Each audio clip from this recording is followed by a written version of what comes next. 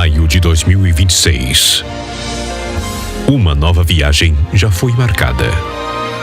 Um roteiro especial para ficar na memória e no coração. Vem aí. Caravana Israel-Turquia e as 7 igrejas do Apocalipse. Sob a liderança dos pastores Admilton Soares e Giovanni Miguel. Em Israel, estaremos em Jerusalém, a Cidade Santa, Monte das Oliveiras, Getsêmani, Galileia. Subiremos ao Monte Sião, avistaremos o Gólgota e muito mais. E ainda, Tiberíades, Cafarnaum, Rio Jordão, entre outros lugares históricos da Bíblia. Nossa viagem segue para Istambul, na Turquia. Você vai ficar maravilhado com a beleza desse lugar. Destaque para Mesquita Azul, Cruzeiro pelo Bósforo e outros destinos inesquecíveis. E ainda, 7 igrejas do Apocalipse: Éfeso, Esmirna, Pérgamo, Tiatira, Sardes, Filadélfia e Laodiceia. Caravana Israel-Turquia e as 7 igrejas do Apocalipse. Maio de 2026. Pagamento facilitado. Informações e reservas. Eliseu Pires. 479-9271-1919. Realização Montanatur. Fala, minha gente, tudo bem com vocês? Eu sou o André Crisóstomo e sejam muito bem-vindos ao Goodcast, onde você vai extrair aquilo que é bom. Desde já nós queremos agradecer vocês que estão acompanhando a gente. Não esqueça de se inscrever no nosso canal e também ativar o sininho da notificação para você ficar por dentro de todos os conteúdos que nós temos aqui semanalmente, todas as quartas-feiras, às 20 horas. E também quero aproveitar para agradecer aos nossos patrocinadores que têm acreditado nesse projeto. Nós estamos aqui no Estúdio 7, um ambiente preparado para podcasts, videocasts. Se você deseja também, quem sabe, gravar o seu conteúdo, um curso, mentoria, enfim, um ambiente extremamente de excelência, onde você pode gravar seus conteúdos e também ter todo um acompanhamento. É bem legal porque você tem profissionais que são da área e conseguem te dar todo o suporte. Você não se estressa com nada, eles conseguem produzir tudo. Você só tem o trabalho de vir aqui, gravar, o restante é com eles. Outra coisa também, queremos divulgar a Smart Dom Acessórios Celulares, eles que trabalham com vendas de iPhones, enfim, celulares em geral, fazem a manutenção, vendem acessórios também, e você pode estar adquirindo, fica ali no bairro do Dom Joaquim, próximo à escola. Você sabe muito bem que esse ambiente vai te receber e vai resolver o seu problema. A tela quebrou? Chama eles lá, que eu tenho certeza que eles vão te dar um acompanhamento e suporte. Também queremos divulgar a Picucha Moda Evangélica, eles têm roupas femininas, acessórios, saia jeans, vestidos, enfim, roupas em geral. E nós também temos o patrocinador Sul Pinturas. Aliás, hoje meu amigo Jairo Matheus nos dá a honra de estar aqui nos bastidores, está acompanhando aqui para aprender alguns insights. Ele que também é proprietário dessa empresa, que trabalha com pinturas prediais, e eles são profissionais de ponta. Eles fazem a reforma, manutenção, enfim, eles pegam a sua obra do zero e entregam um resultado incrível. Eles fazem revitalização de deck de madeira, pintura mecanizada, né? Com pintura de airless. Então, enfim, profissionais incríveis. Você pode estar contratando, quem sabe, para o seu prédio, para a sua obra. Eu tenho certeza que você não vai se arrepender, porque eles entregam um trabalho incrível em um tempo muito bom. E também nós temos a honra, nós temos a alegria de receber minha amiga Karine Batista, que é fonoaudióloga, e vamos ter um tempo incrível de mesa aqui juntamente com ela. Seja bem-vinda, Karine. Obrigada, André. É um prazer estar aqui com você, acompanhando o seu projeto. E é isso aí, bora. Vamos lá. Então, para o pessoal que está em casa, que ainda não conhece você poderia falar onde foi o seu encontro com Jesus e também falar um pouco da sua biografia para que as pessoas possam te conhecer? Certo, posso sim, André. Eu olho para ti? Isso. Fechou. Então, eu nasci em um lar cristão. Ainda adolescente eu já me batizei, já aceitei a Jesus e tudo foi acontecendo. Mas eu tive um encontro real com o Senhor na adolescência. Foi quando eu mergulhei em águas mais profundas, assim. Eu fui para os Gideões e lá eu comprei um pão diário. E eu fazia aquilo com intencionalidade, assim. Todas as vezes no final do dia, à noite, quando ninguém estava vendo, era o meu momento de ir lá e ler e me aprofundar em Jesus. Uhum. E ali eu sinto que foi o meu encontro real com o Senhor. Os anos foram se passando e aí chegou uma época, principalmente na faculdade, com a rotina da faculdade do trabalho. Trabalhava bastante com sistemas de plantões, né? Uhum. Então eu dei não uma afastada, mas eu dei uma esfriada. E aí eu me vi um pouco distante, mas em 2024 o Senhor marcou um encontro comigo. E aí eu fui para um retiro, junto com alguns amigos, inclusive o meu esposo foi junto. Na Olha época aí. ele era só meu amigo. E lá o Senhor me pegou, e aí lá eu deixei todos os fardos, tudo que eu precisava. E aí eu sinto que lá eu me reconectei com o Senhor. E aí foi Que isso, bênção, essa que foi a minha bênção. história com Que o legal, Senhor. que legal.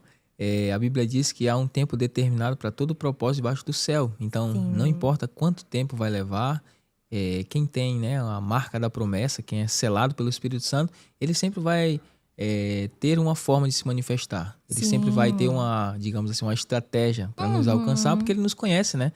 Por dentro e por fora, conhece o nosso deitar, o nosso levantar e também de longe conhece os nossos pensamentos. Que legal, Karine. E assim, como é que foi o seu período da faculdade? De onde veio esse insight assim, vou começar a fazer fonoaudiologia? Então, é até um pouco injusto o meu começo com a fono, porque eu queria muito fazer odonto. Aham. Então, eu prestava vestibular para odonto, estudava para odonto para passar na faculdade. E aí, eu até passei, mas eu passei para uma faculdade um pouco longe, era em Lages, e eu não estava disposta a me mudar. Uhum. E aí, eu tinha fonoaudiologia como segunda opção. E aí, eu pensei, poxa, não deu fono, não deu a odonto, Uhum. eu vou fazer fono. Eu vou começar porque é uma mensalidade que os meus pais vão poder pagar, que vai ser tranquilo, eles não vão ter nenhum problema em relação a isso. Então, eu vou fazer. E aí, eu comecei, porque era mais parte de anatomia no começo da faculdade. Uhum. Aí eu pensei, se eu conseguir passar para odonto, mesmo fazendo fono, eu vou mudar. E aí, foi dentro da fonoaudiologia, fui me conectando, me encontrando. E aí, sem perceber, eu esqueci odonto e fiquei na fono e me encantei. Fui descobrindo muitas áreas que às vezes a gente não conhece tanto. E até então eu não conhecia nenhuma fonoaudióloga, sabe? Assim, eu entrei de cabeça, assim, para entender o que era aquilo. E aí eu fui me aprofundando, fui conhecendo e fui descobrindo que é uma profissão maravilhosa, né? A gente trabalha muito a comunicação, mas a gente também trabalha a região de cabeça e pescoço. Então, como a pessoa mastiga, como ela deglute, tudo isso a fonoaudiologia que trabalha. E aí você reabilitar as pessoas para elas voltarem a fazer tarefas tão simples no dia a dia é um privilégio. É Legal. óbvio que também a comunicação é muito importante, né? Aham. Então, é isso, assim. Foi muito prazeroso me encontrar Que na legal. fonoaudiologia. Então, o plano que era B se tornou o plano O A. Que e legal. foi, assim, a melhor coisa que me aconteceu, sabe? Que legal, que Hoje legal. eu olho, assim, e penso, meu Deus, não tenho perfil para odonto, assim, Aham. sabe? E tenho muitas questões, assim, que eu fico, não, isso não ia funcionar. E a fono foi perfeita, assim, sabe? E aí, ao longo dos anos, tudo foi se encaixando. Uma coisa bem legal é que os meus pais pagaram meu primeiro semestre. Do segundo em diante, em plena pandemia, o Senhor foi tão bom comigo que eu comecei a trabalhar. Que legal. No meio da pandemia, eu comecei a trabalhar como servidora pública. Então, eu era química também, né? Técnica em química, formei no ensino médio. E aí, eu comecei a trabalhar dentro do laboratório do SAMAI, daqui de Brusque, né? E aí, do segundo semestre até o penúltimo, eu consegui me bancar sozinha, Que assim. legal. O Senhor providenciou tudo. E o que mais me chamou a atenção foi que enquanto muita gente estava sendo mandada embora, precisando recalcular as rotas profissionais, eu estava entrando no mercado de trabalho. Que legal. Foi meu primeiro emprego com quase 19 anos de idade, Que né? legal. Mas o Senhor providenciou, assim, e eu consegui finalizar meu curso plenamente, assim. Que legal. satisfeita É com muito bom, tudo. né, Karine, ver assim o cuidado de Deus, Muito. né? É que, assim, nos mínimos detalhes. Imagina só, um Sim. tempo onde várias portas estavam fechadas, Deus abriu uma porta para você. E é incrível, assim, viver esse cuidado de Deus. Sim. Você comentou a respeito, né, de trabalhar com a questão auxiliando pessoas que precisam, quem sabe, falar melhor, precisam, quem sabe, após um derrame, ter, né, um acompanhamento, um Isso. tratamento. Mas você poderia especificar mais detalhadamente para a gente o que faz um fonoaudiólogo?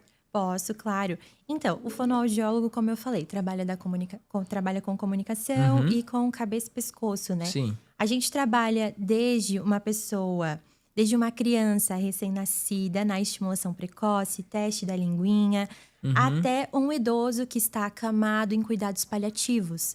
Então, assim, a gente trabalha com a criança não verbal que precisa ser estimulada, com o autista, mas a gente também trabalha com o idoso que teve um AVC, ou um adulto que teve um AVC e que ele precisa da reabilitação, voltar a falar, voltar a se comunicar, trabalhar algumas habilidades da comunicação, a gente consegue também. A gente também consegue trabalhar com voz, com expressividade. Então, assim, a gente trabalha muito com...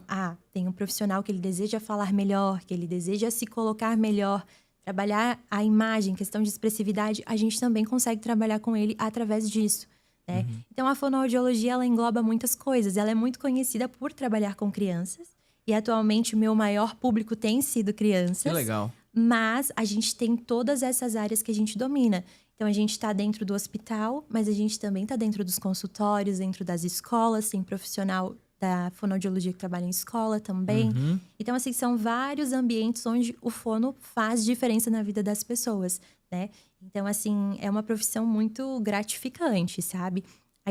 Eu brinco que eu gosto muito de ser generalista, porque são muitas áreas que a gente gosta de atuar, sabe? Tem um carinho muito especial, assim, pela disfagia e pela voz também. Tem alguns projetos que eu quero desenvolver para a voz, principalmente na nossa comunidade de fé, assim, né? Tá, e assim, a gente... Na nossa época agora, a gente percebe que as crianças, elas estão muito desenvolvidas, certo? Sim. Então, se você for comparar anos atrás, você vai perceber que as crianças hoje, eu digo por conta do Davi, meu filho, né? Sim. Claro que tudo é uma questão também de estímulo dos pais. Eu creio que se os pais puderem, digamos assim, fazer algo que venha desenvolver já desde criança, tendo uma interação com a criança, isso tipo, ajuda muito no desenvolvimento. Eu tenho, né, por exemplo, alguns conhecidos na igreja e, querendo ou não, a gente como pai, a gente comete um erro, em parte é bom e ao mesmo tempo é ruim. É a questão da comparação. Sim. Quantos anos seu filho tem? Tem 2 anos. O Davi vai fazer 2 anos. Ele fala já o quê? Fala isso, fala aquilo. Então, às vezes, você acaba... se tipo, comparando, né? né? Uma disputa, uma e você não disputinha sabe ali. onde que tá certo e que tá errado. Isso, saudável, Entendo. mas digamos, ele já faz isso, já faz aquilo. Nossa, ele já vejo que ele faz isso, faz aquilo. Então, assim, eu acho que é uma questão dos pais, né, na questão do desenvolvimento da criança, é poder também incentivar o filho. Por exemplo, eu trabalhei em uma empresa onde o filho só imitava o leão. Imita o leão, ele só fazia aquilo, mas já estava grande, só fazia aquilo. Então, eles tiveram que pagar uma fonoaudióloga para desenvolver. Então, a primeira pergunta que ela fez, ela falou para a mãe, você conversa com ele? Sim. Não converso, mas eu coloco ele para assistir. Mas, peraí, a criança, ela precisa ter essa interação. Ela precisa ter relacionamento, né? Isso, como é que é, então, para você desenvolver crianças, digamos assim, que chegam lá, que você percebe que tem um atraso grande, você faz digamos assim, um trabalhar nos pais primeiro para alcançar a criança, ou você começa fazendo a criança e também dá uma orientação para os pais em casa, digamos, acompanhar? Como é que funciona? Então, o atendimento fonoaudiológico acontece com a criança e a família. Por quê? Eu recebo a criança, faço a anamnese com a família, conheço o histórico, antecedentes, entendo todo o contexto do nascimento, questões familiares. A profissão dos pais é muito importante a gente saber, porque a gente também consegue entender o nível de conhecimento que eles têm sobre a área. E aí, a partir desse trabalho, a gente começa aplicando alguns protocolos para a gente ver como que tá o desenvolvimento. Sempre olhando certinho os marcos do desenvolvimento, né? Que existe um padrão que a gente precisa seguir. Então, a gente vê a partir dos marcos do desenvolvimento e a partir dos nossos protocolos o que está em atraso, o que tem de dificuldade, o que está acontecendo. Assim que a gente descobre, a gente chama os pais, dá uma devolutiva.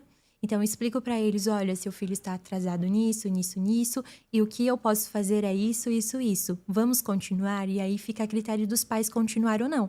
Então, primeiro a criança vem para a avaliação, vem para a orientação, aí a família vem para a orientação e a partir disso a gente começa a estimulação. Tem crianças que é nítido que é só o pai e a mãe tirar um tempinho a mais para conversar, para interagir, para brincar, que ela já começa a ter muita diferença no desenvolvimento dela. A gente consegue ver, assim, um antes e depois muito significativo. Mas também tem crianças que, sim, elas têm alguns atrasos que vão além disso.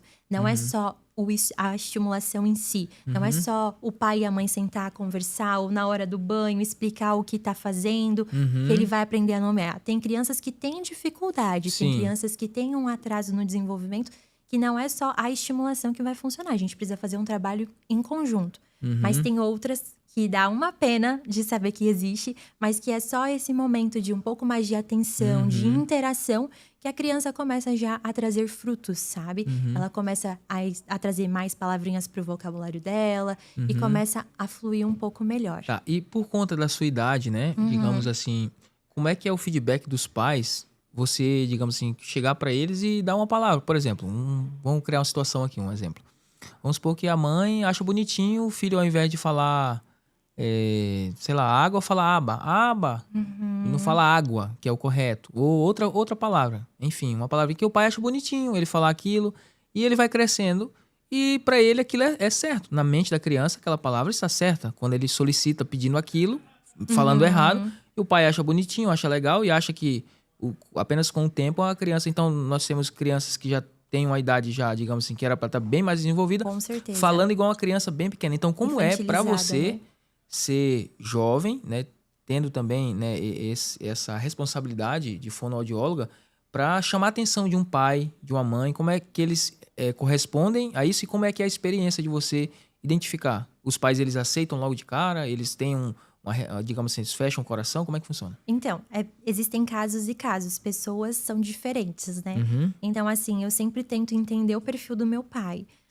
Eu nunca vou chegar de cara falando pra ele assim, o problema do teu filho é você. Não. Eu vou chegar e vou falar pra ele, vou mostrar o que eu encontrei através da minha avaliação.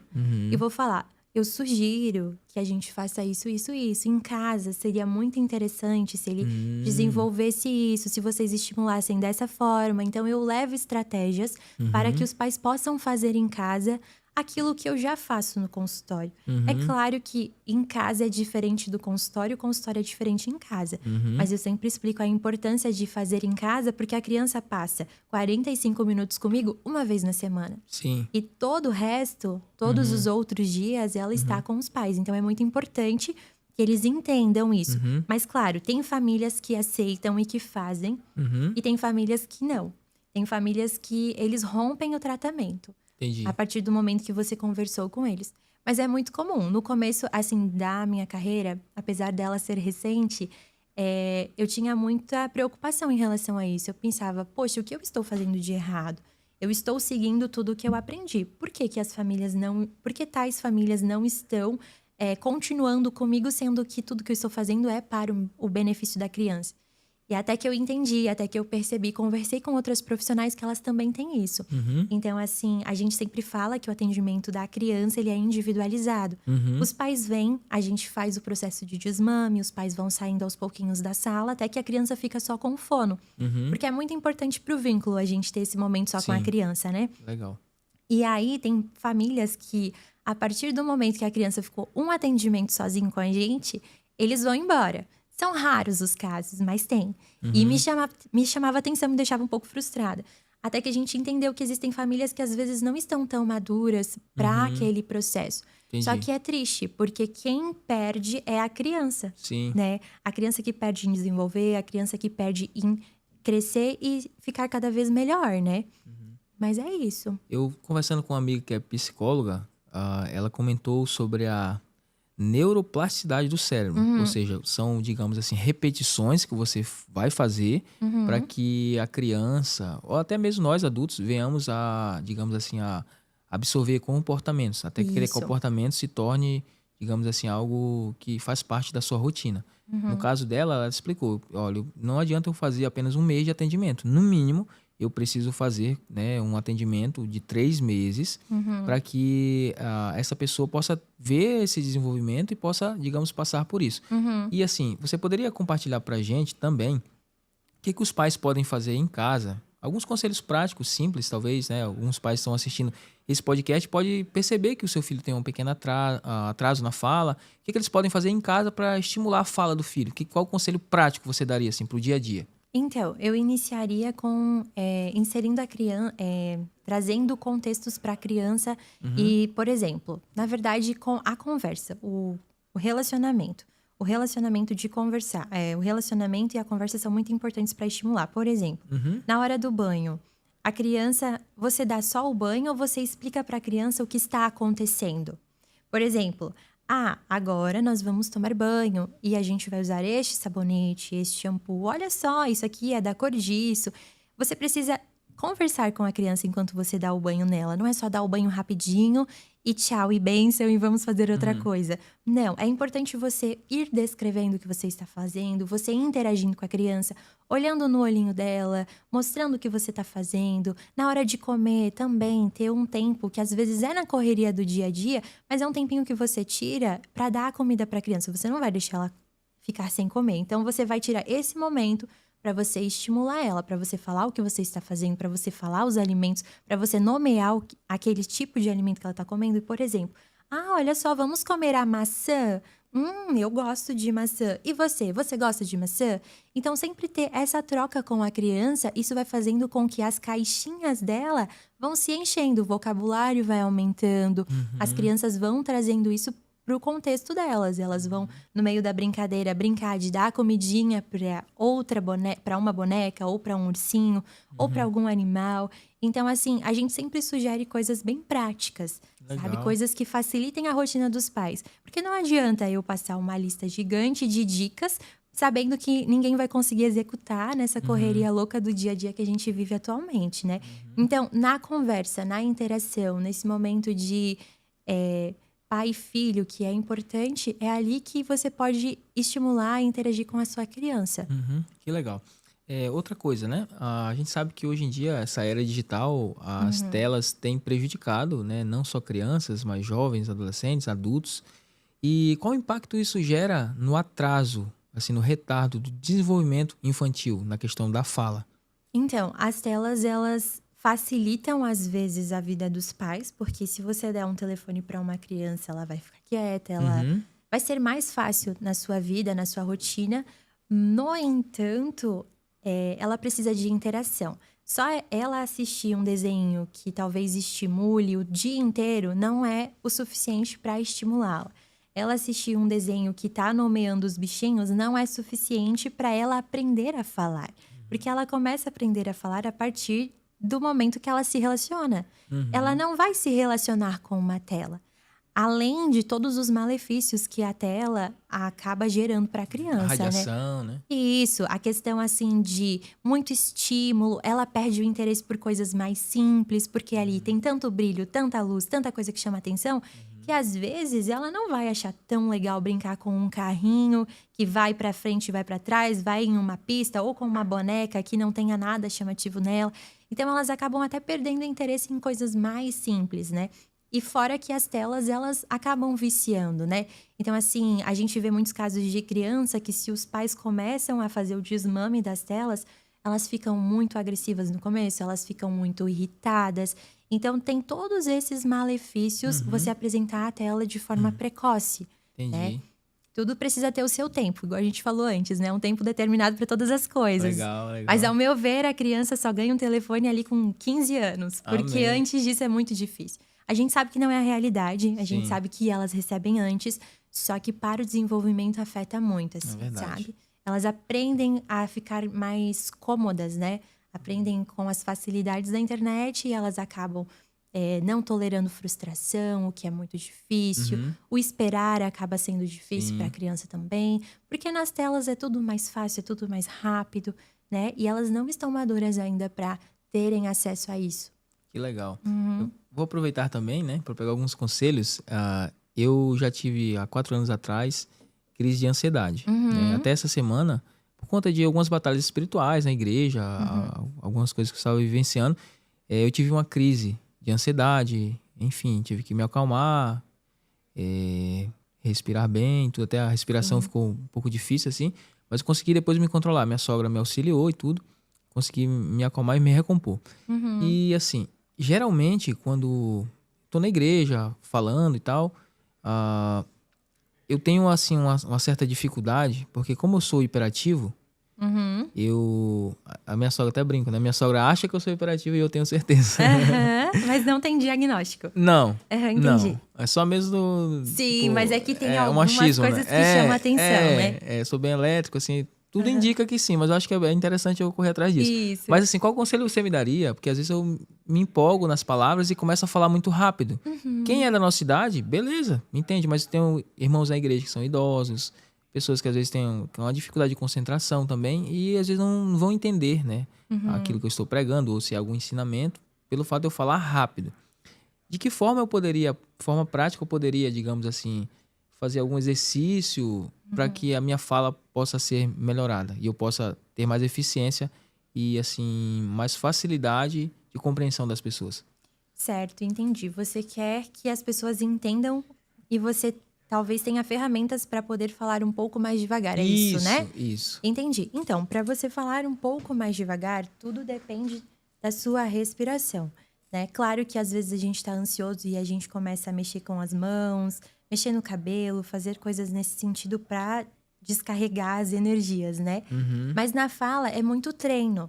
Então, assim, o que eu sugeriria é começa com os trava-línguas, a repetição, e aí vai melhorando a sua fala, vai articulando um pouco melhor, sabe? A questão de tipo, eu vou ministrar hoje. Você faz o aquecimento? Não, bem pouco. Então, seria uma ótima forma de você talvez ir trabalhando aos poucos.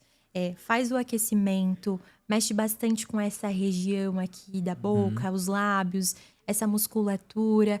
Vai trabalhando nesse sentido e vai respirando. Não vai ser na primeira vez que vai dar tudo certo, mas você já está mandando uma informação para o seu cérebro de que você precisa falar um pouco mais devagar. Faz as pausas necessárias. Então, assim, eu estou muito nervoso, então quando eu falar isso ou quando eu ler tal parte, eu vou dar um respiro. Eu preciso dar uma pausa. As pausas são muito importantes na fala. Às vezes a gente fica preocupado em deixar as pessoas em silêncio por muito tempo. Acredito que quando você vai ministrar, isso talvez seja uma coisa que te preocupe. Sim. Né? E aí você tem que recalcular, sabe? Pensar assim, não, eu preciso, essa pausa é importante, porque a partir dela eu vou conseguir trazer mais eficiência no meu discurso.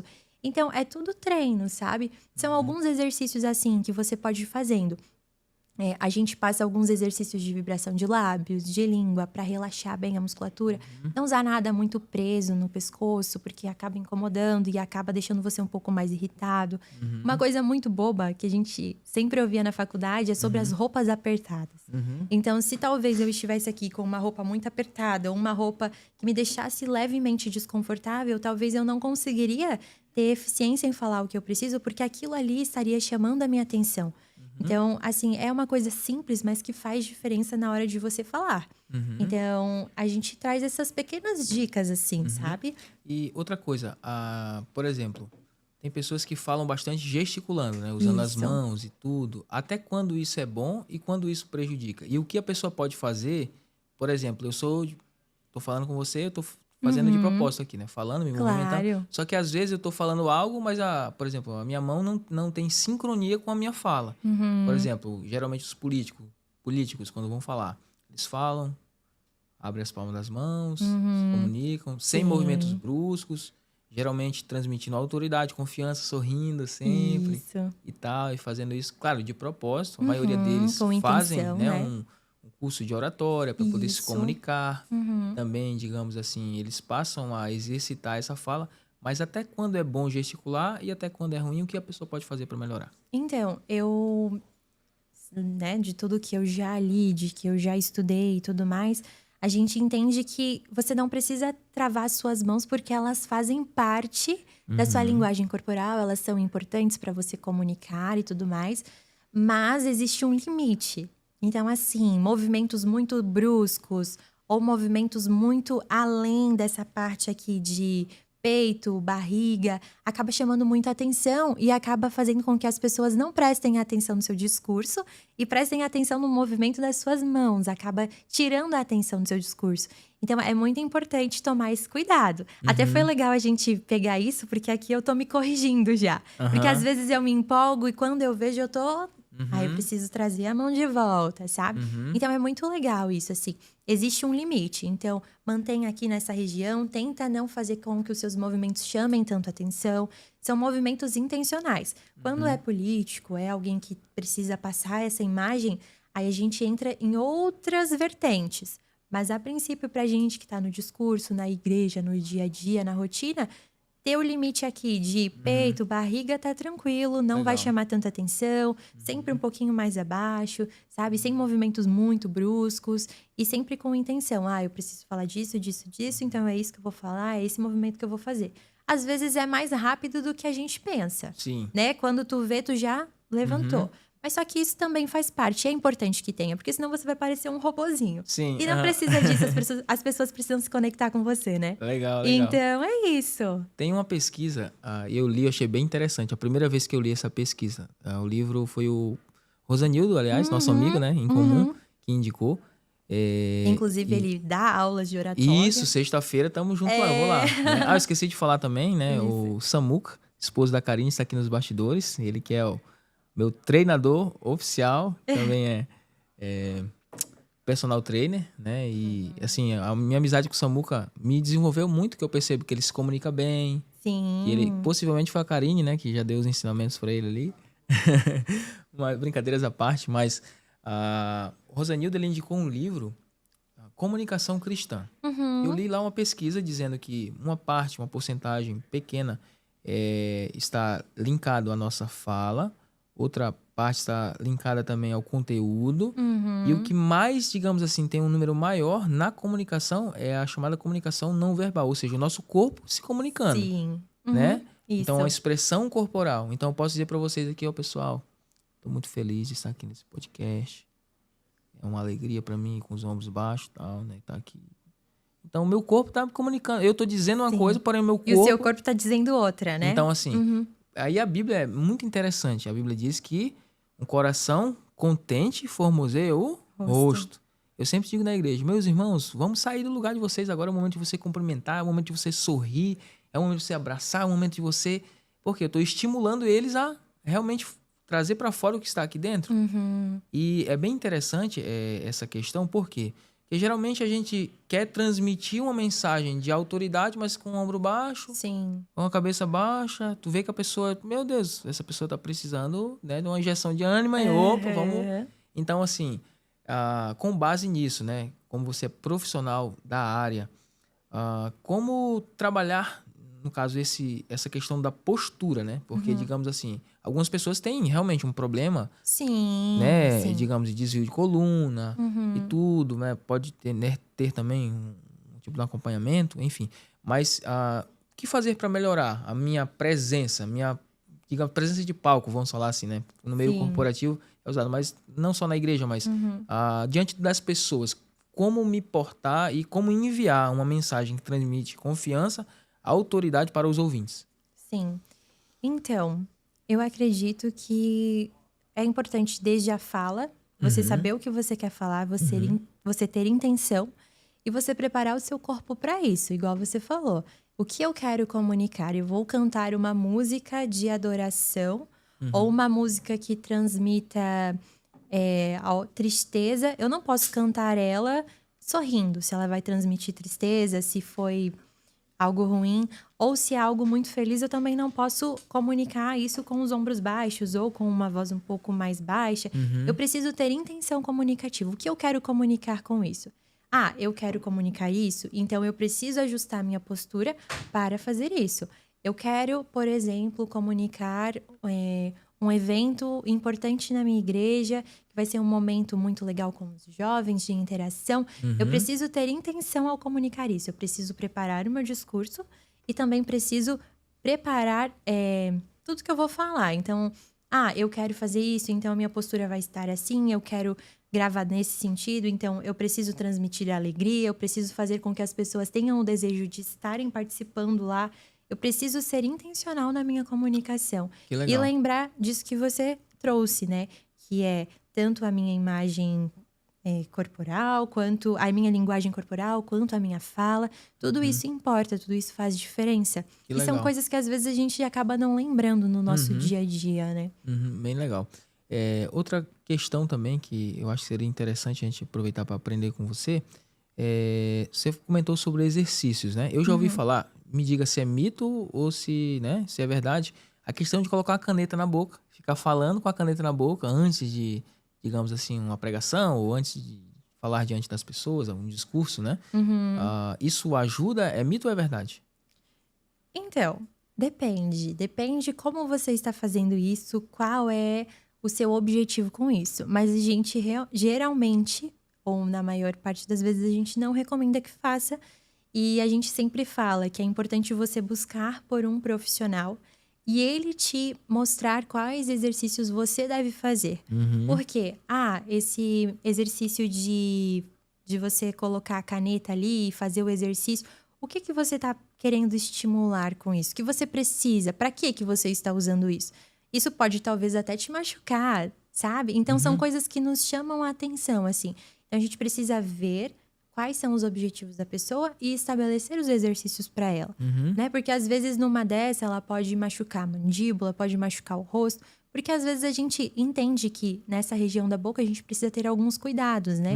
Então assim, eu particularmente não recomendo, Certo. né?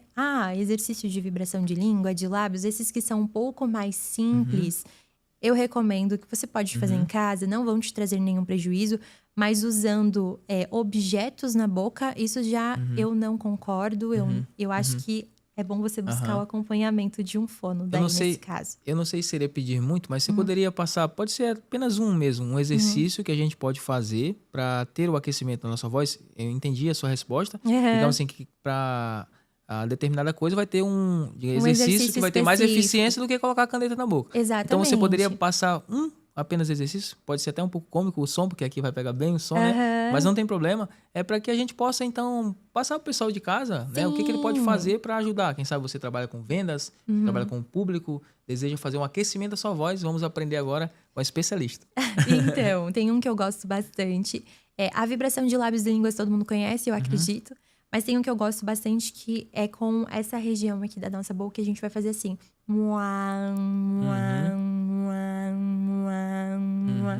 Você vai relaxando essa musculatura e automaticamente você vai respirando para fazer esse movimento e isso vai te trazendo um pouco mais de calma e também vai deixar com que essas áreas estejam prontas para você poder articular no seu discurso. A articulação é muito importante, né? Então, assim, também tem exercícios de respiração que são importantes, alguns exercícios para ir melhorando todo esse aparelho fonador, né? Que é por onde a nossa voz é produzida. Sim. Como eu te falei, como eu sou um pouco ansioso, às vezes o meu corpo, quando eu estou em um ambiente diferente de igreja, em igreja, por mais que eu tenha aquele temor, né, sempre para pregar, a gente sabe que é uma responsabilidade grande diante da igreja e tudo, para assumir o púlpito, às vezes mais de 100 pessoas, já preguei em igreja de 650 pessoas, foi o número máximo, assim, então, não vou mentir que a gente não fica apreensível, Com às vezes certeza. treme a perna, mas assim, é interessante como o meu corpo reage fora desses ambientes, digamos que para mim já é mais familiar, por exemplo, quando eu estou em um evento que é corporativo, ou estou diante de pessoas que eu não conheço, antes de ter uma fala, eu começo a tremer. A mão, assim, chega a tremer e eu tenho que me controlar ao ponto de eu, tipo assim, respirar. Hoje, claro, já peguei algumas dicas, mas queria aproveitar para pegar com você também. Além da respiração, o que mais que eu poderia fazer?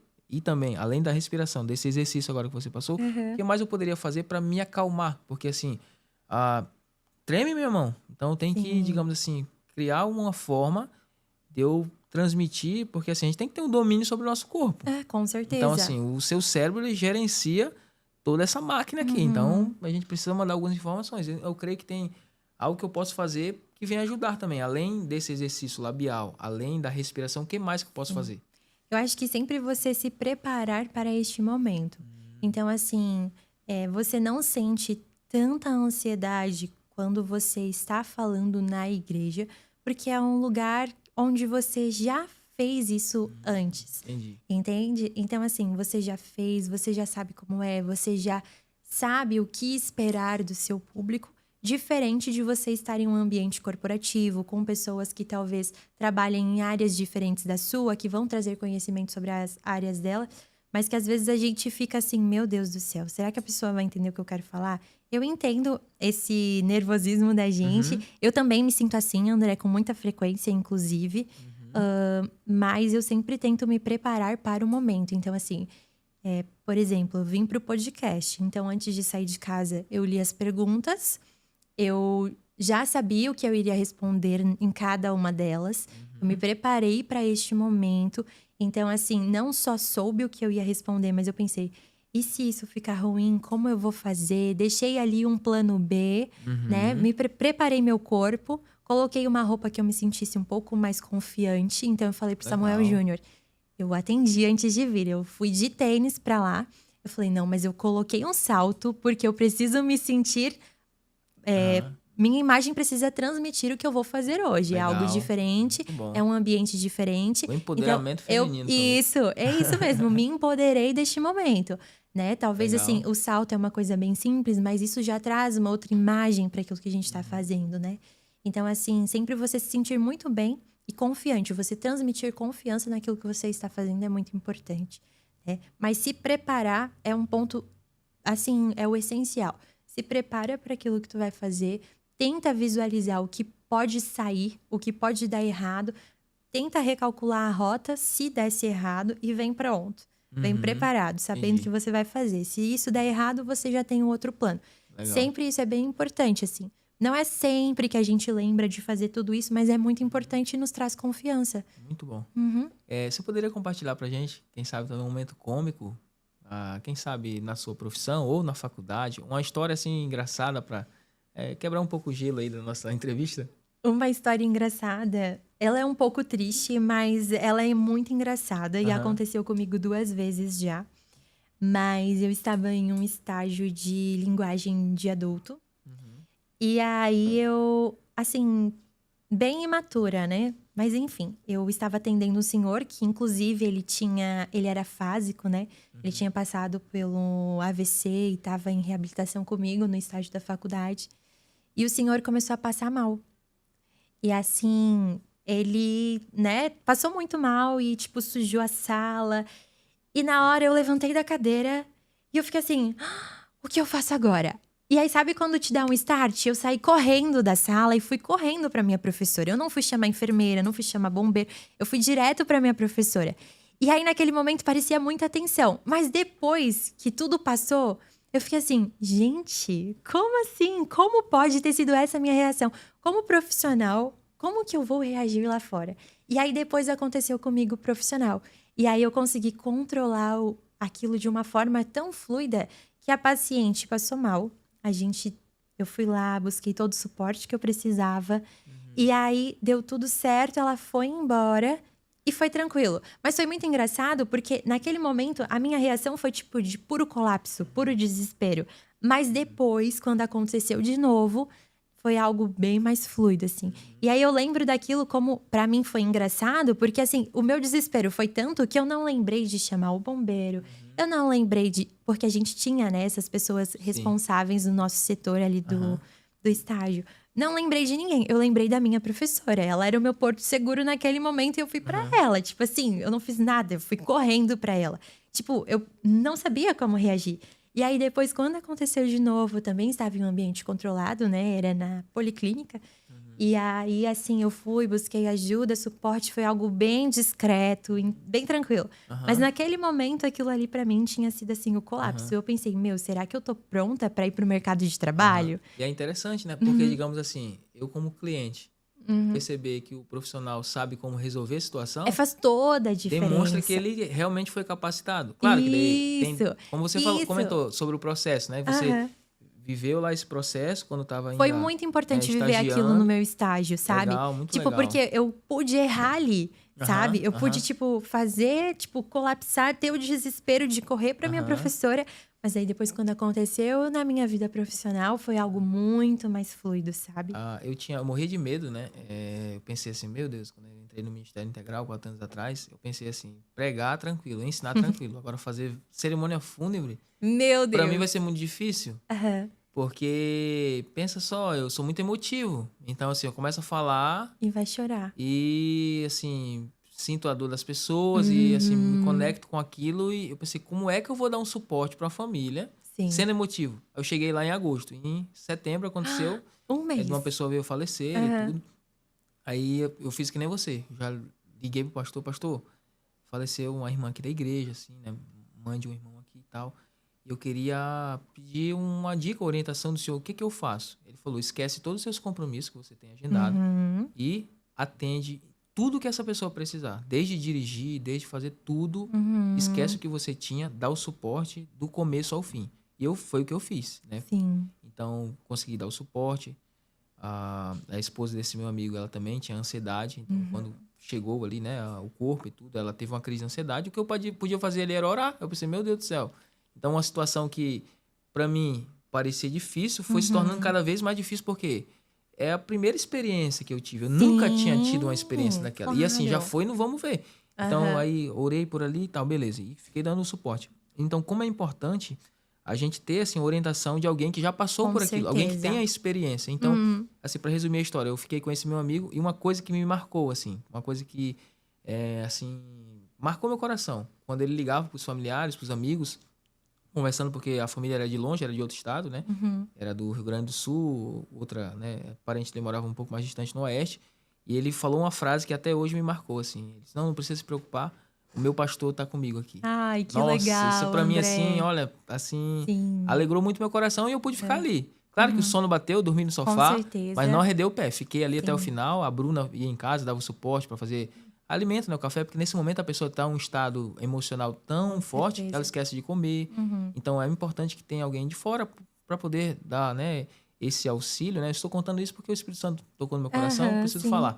Então, é muito interessante porque a gente ter, né, esse suporte de alguém que já passou, que já experimentou, porque essa pessoa vai conseguir te orientar e você vai ter mais eficiência no que você faz. Então, eu percebo que na igreja nós temos uma certa dificuldade. Nós temos pessoas que são idôneas, pessoas que e são maduras, né? E maturidade não tem a ver com idade. Uma pessoa idônea é uma pessoa que tem, digamos assim, uma gama de conhecimento que consegue transmitir, né? Ela consegue passar. Nós vemos isso na Bíblia, na avó e na mãe de Timóteo, que ela conseguiu imprimir na vida dele aquilo que elas tinham de conhecimento, até mesmo a sua fé. Paulo disse que ele via em Timóteo uma fé não fingida, o qual houve na sua mãe e na sua avó, ou seja, elas conseguiram transmitir para Timóteo. E Paulo era pai na fé de Timóteo. Então, eu vejo alguém que tem a experiência instruindo alguém que está iniciando. Então, as duas problemáticas que nós temos são pessoas que têm conhecimento e às vezes não transmite. E o outro paralelo é da pessoa que, digamos assim, é mais nova, precisa de auxílio, mas acha que já sabe muita coisa. Sim. Na faculdade, você detectou, quem sabe, pessoas que estagiaram junto com você, que já se achavam, digamos assim, superior às outras, e aonde que você pôde aprender? Porque a gente aprende tanto com erro quanto acertos. Você identificou pessoas, digamos assim, que estavam, digamos assim, no mesmo nível de estudo que você, mas que já se sentiu superiores, e o que isso pode prejudicar a vida do profissional em si? Sim. Eu tive uma colega que me chamava bastante atenção porque ela sempre trazia muito essa figura de eu sei, eu consigo, eu posso. E teve uma vez que a gente estava discutindo um caso e ela discutiu com a professora sobre o caso dela. E ela batia o pé e a professora falava, não, mas continua me falando, eu ainda não concordo com você. E ela continuou. Até que a professora falou, poxa, você esqueceu de algo tão pequeno. E ela tinha esquecido algo assim muito pequeno, sabe? Ela tinha pensado em tudo sobre aquele paciente, mas tinha algo que era muito importante. Se ela pensasse, se ela tivesse avaliado aquilo do básico, ela já teria acertado tudo. Mas ela se preocupou tanto em mostrar o que ela tinha de bagagem, de conhecimento, tudo que ela tinha lido a mais, e ela esqueceu de algo simples. E aquilo ficou marcado pra mim, assim, sabe? Porque às vezes a gente se preocupa tanto em trazer mais informações, mostrar tudo que a gente domina, e a gente esquece do básico, daquilo que é primordial, que se a gente abrir mão, o nosso diagnóstico vai ser errado, sabe? Então isso, assim, me chamou bastante atenção e eu guardei aquilo comigo, sabe? E foquei ainda mais em fazer o básico bem feito. E aí, a partir disso, ir me aprimorando aos poucos, sabe? Mas isso ficou marcado, assim, pra mim. Muito bom. E qual conselho você daria para um jovem que hoje está na faculdade, quem sabe com dificuldade para pagar a sua mensalidade? tendo vontade de desistir. A gente sabe que isso faz parte da vida, né, do Sim, universitário. claro. Qual conselho você daria para incentivar essa pessoa a continuar? Não desista, sabe? Pode dar ruim, pode parecer que não vai dar certo, mas sempre existe, na faculdade, sempre existem outras oportunidades. Sempre existe um meio de você não desistir. Existem muitos programas, existem seguros que a gente paga sem nem saber dentro da faculdade que te dão essa segurança de se, eu ganhei a conta, ou meus pais estão passando por uma fase muito difícil financeira, não podem pagar. Existe um seguro que você aciona por um período que você vai estar seguro, você vai ter todos os benefícios daquilo ali, você vai poder continuar sua faculdade. Quando você estiver um pouco melhor, você vai lá e você paga o que você precisa. Mas não desista. E se a Karine da atualidade, né, a Karine hoje fonoaudióloga, encontrasse a Karine que estava dando seus primeiros passos, né, na fonoaudiologia, na faculdade, até mesmo com incerteza se ia fazer o odonto, o fono, enfim. O que você falaria para ela? Não desista, continua. Tá no caminho certo. É isso, sabe? Eu falaria, no final vai valer a pena. Eu acho que seria isso. No final vai valer a pena, sabe? Tipo, no começo a gente tá inseguro, no começo tem tantas questões, tanta dúvida. Eu fui uma aluna que fiz faculdade, eu estava bem no comecinho, então eu acho que eu fiz meio semestre de forma online. Graças a Deus que foi no período que eu estava no comecinho, então a minha parte prática eu fiz toda ela no presencial. Mas assim, no comecinho, nas matérias específicas ali, o que é saúde, o que é a unidade de saúde, como que funciona o SUS, tudo isso eu fiz online, né? E eu agradeço muito a Deus por isso, porque na parte prática eu pude fazer tudo, né? Então, assim, mas naquele momento eu ficava, nossa, será que quando eu me formar eu vou ser boa o suficiente? Porque eu sou uma aluna que começou na pandemia, né? Eu comecei, assim, uns 2 meses antes da pandemia a faculdade. E aí eu lembro, assim, de no começo eu ficar com bastante insegurança. E aí agora eu penso assim, nossa, mas valeu a pena passar por todos esses processos, por todas essas etapas. Né? Então, assim, eu diria pra mim mesma que vai lá, continua, vai valer a pena, vai dar certo. Show. Sempre vale a pena, né? Ótimo. Essa pergunta que eu vou fazer agora não estava no script ali, mas como é para você também conciliar a vida hoje de esposa, sua vida profissional, suas atividades na igreja? E, né, eu sei que o Samuca também é uma pessoa bastante ativa na profissão dele, tem a questão das corridas. A vida de vocês, na verdade, é bem corrida. Como é que você faz para conciliar tudo isso? Então, eu aprendi que o Senhor já vinha trabalhando em mim na época do meu casamento, da organização do meu casamento, que eu precisava aceitar ajuda, né? E aí eu venho cada vez mais o Senhor vem ainda trabalhando em mim sobre isso. Então, tem coisas que eu não dou conta, que eu preciso de ajuda, eu preciso que alguém me ajude a fazer isso. Eu preciso que alguém me ajude com coisas que eu posso terceirizar. Então, assim, dentro da minha profissão, só eu posso fazer o que eu posso fazer. Mas dentro da minha casa, eu posso ter ajuda. Eu posso ter ajuda do meu esposo, eu posso ter ajuda de um amigo, eu posso ter uma pessoa que me ajuda de forma semanal, quinzenal. Então, eu aprendi muito nesse sentido, assim, sabe? Nessa nova fase que a minha vida vem se ajustando, eu sinto que eu vou precisar de ajuda e o Senhor veio trabalhando para esse momento, sabe? Que eu vou precisar de suporte, eu vou precisar talvez de uma pessoa trabalhando junto comigo. Então, assim, isso para mim foi o que mais marcou, sabe? Eu preciso aprender a ser ajudada, eu preciso entender que nem tudo eu vou dar conta sozinha. E na igreja, assim, isso também é muito importante e reflete bastante, porque eu sempre falava com o meu líder que a gente precisa automatizar tudo o que for possível. Então, eu perder uma tarde conferindo notas ou conferindo comprovantes de pagamentos, eu me recuso, sabe? Então, assim, eu falei pra ele, poxa, foi a última vez que eu fiz, eu não faço mais, a gente precisa automatizar. Nem eu, nem você tem tempo hábil pra fazer tudo isso. Eu perdi uma tarde inteira. E tarde, o meu marido sempre fala, né? Que tempo acaba sendo dinheiro. Sim. E o tempo não volta. E o tempo a gente precisa preservar e fazer com que tudo tudo que a gente faz com o nosso tempo precisa ser útil, né? A gente não pode perder tempo com coisas que a gente consegue automatizar. E aí, a partir disso, até algumas coisas a gente conseguiu ir automatizando dentro do grupo que a gente mais serve, né? Que é o Mádebro. E aí, isso tem me deixado muito satisfeita, sabe? De aprender a receber ajuda e também de automatizar o que eu consegui, ao máximo. O que eu mais consegui automatizar, eu estou disposta a automatizar. Então, Ótimo. é isso. Que legal, que legal. É. Transformador e também inspirador. Sim. Bem legal mesmo. Karine, eu conversaria mais 1 hora com você, mas também eu sei que vocês têm compromisso. Com certeza. E vamos para a fase final agora. Se você quiser divulgar o seu trabalho, como as pessoas podem conhecer, né, o seu Instagram, enfim, onde fica seu consultório. Enfim, Certo. aproveita para fazer seu pitch de vendas agora. Então tá bom. O meu Instagram é Karine Baptista Fono. Eu atuo na clínica auditiva... desculpa. Pode cortar essa parte, né? Pode. Tá. Eu atuo no Centro Médico de Brusque, em frente ao Hospital Imigrantes. Ali é meu consultório. Também já atuei em outros lugares.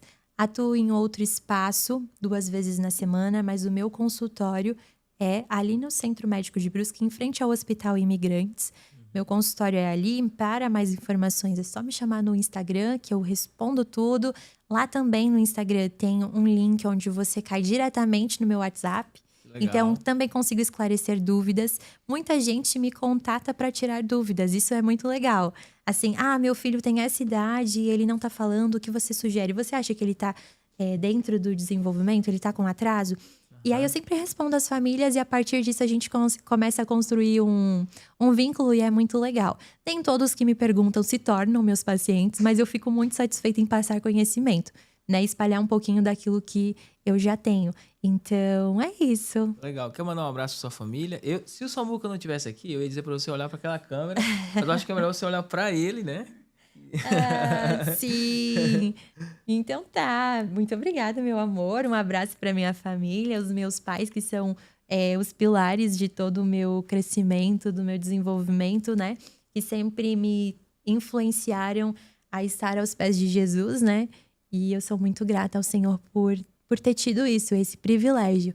Porque nos momentos que, assim, a gente pensa que não dá mais, não tem mais jeito, o Senhor vem e nos sustenta e Ele mostra o quão bom é descansar nos braços dele, né? E eu acho que isso, tudo que eu consegui entender foi vendo os meus pais, os exemplos deles. E é isso. Que legal. Também queria te agradecer, Eu Karine. também queria te agradecer, eu esqueci dessa parte. Enfim. Primeiras damas. Então. Obrigada, então. Te agradeço muito, André, por esta oportunidade. Amém. Confesso que quando eu falei sim, logo em seguida eu pensei, por que eu fiz isso? Mas, enfim, tô aqui. Louvo muito a Deus por esta oportunidade. E as nossas conversas são sempre muito proveitosas pra gente. Lá em casa, a gente gosta muito de ter esse contato contigo, porque a gente sempre é muito abençoado através da sua vida, né? Amém. A gente vê muito você como uma referência, Glória né? a Deus. Principalmente porque você acaba sendo pastor do nosso coração também, né? Amém. Então é isso. Louvamos a Deus por essa oportunidade. É um baita de um privilégio. Amém. Eu quero agradecer vocês. Através da vida de vocês também, o Senhor ministra muito ao meu coração. O Samuca já me ajudou. Ele me encontrou num período bem de crise, assim.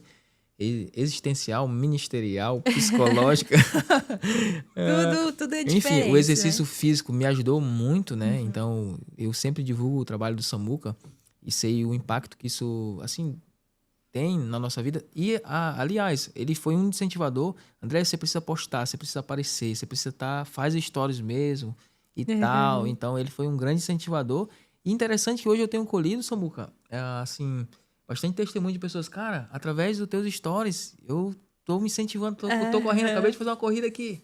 Através dos teus stories, tem um amigo que ele é pastor em Itajaí. Passou 2 anos bem sedentário. Falou, cara, eu vi teus stories aqui, tomei vergonha na cara. Olha que E tô bênção. fazendo atividade, me passa algumas dicas aí e tal. Como é que faço pra entrar no time do Samuca? Que aí eu já vou bacana. divulgando ali, entendeu? Então, é bem legal.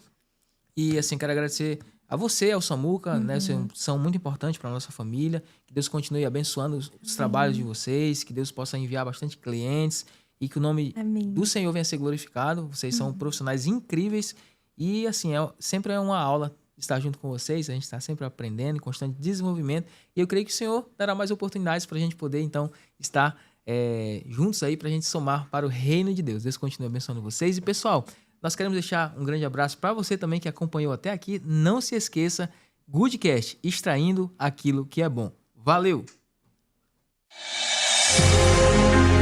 Maio de 2026. Uma nova viagem já foi marcada. Um roteiro especial para ficar na memória e no coração. Vem aí. Caravana Israel-Turquia e as 7 igrejas do Apocalipse, sob a liderança dos pastores Admilton Soares e Giovanni Miguel. Em Israel, estaremos em Jerusalém, a Cidade Santa, Monte das Oliveiras, Getsêmani, Galileia. Subiremos ao Monte Sião, avistaremos o Gólgota e muito mais. E ainda Tiberíades, Cafarnaum, Rio Jordão, entre outros lugares históricos da Bíblia. Nossa viagem segue para Istambul, na Turquia. Você vai ficar maravilhado com a beleza desse lugar. Destaque para Mesquita Azul, Cruzeiro pelo Bósforo e outros destinos inesquecíveis. E ainda 7 igrejas do Apocalipse: Éfeso, Esmirna, Pérgamo, Tiatira, Sardes, Filadélfia e Laodiceia.